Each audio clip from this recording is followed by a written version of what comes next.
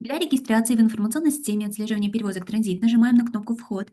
Далее переходим во вкладку «Создать нового пользователя» и заполняем все необходимые данные, такие как имя, фамилия, отчество, ИИН, электронная почта. После чего ознакомливаемся с политикой конфиденциальности, даем согласие на обработку данных и подписываем публичный договор оферты.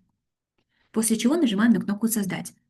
Далее необходимо ввести код с картинки.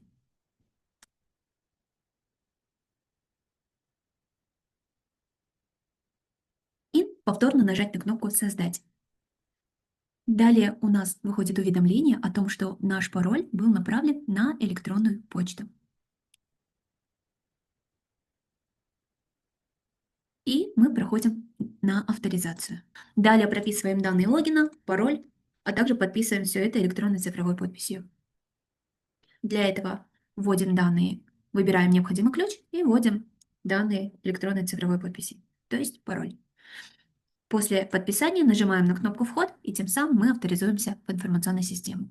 Для создания компании переходим в модуль компании и нажимаем на кнопку «Создать новую компанию». Здесь прописываются данные компании, выбирается наименование, адрес, МИН компании, также сайт, телефон, электронная почта компании и страна регистрации.